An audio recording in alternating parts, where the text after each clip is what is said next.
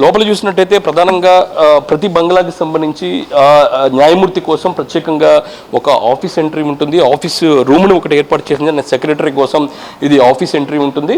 ఇది 11x10 11x10x92 దాదాపు 102.12 చదరపు అడుగుల్లో కూడా ప్రస్తుతం ఈ ఆఫీస్ రూమ్ను ఏర్పాటు చేశారు. ఇది జనరల్ వెయిటింగ్ హాల్గా కూడా ఈ గదిని ఏర్పాటు చేశారు. దాన్ని అటాచ్గా దానికి సంబంధించిన సెక్రటరీ ఆయన న్యాయమూర్తికి సంబంధించిన ప్రత్యేక ఆఫీస్ కూడా దీన్ని ఏర్పాటు చేయడం జరిగింది. ఆఫీస్ లోపలికి వెళ్దాము. ఆఫీస్ కూడా దాదాపు 310.96 చదరపు అడుగుల్లో దీన్ని నిర్మించడం జరిగింది. ప్రతి బంగ్లాకి సంబంధించి అటాచ్గా ఒక ఆఫీస్ రూమ్ ఉంటుంది. దాన్ని ప్రస్తుతం నిర్మించారు. దానికి సంబంధించిన విజువల్స్ మనకు స్పష్టంగా కనబడుతున్నాయి. ఇక్కడి నుంచి నేరుగా న్యాయమూర్తి ఇది ఆఫీస్ రూమ్ నుంచి నేను బయటికి వస్తాను.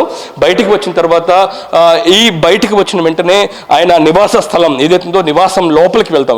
బంగ్లా లోపలికి వెళ్తాము. ఇది మొత్తం ప్రైవేట్ ప్లేస్.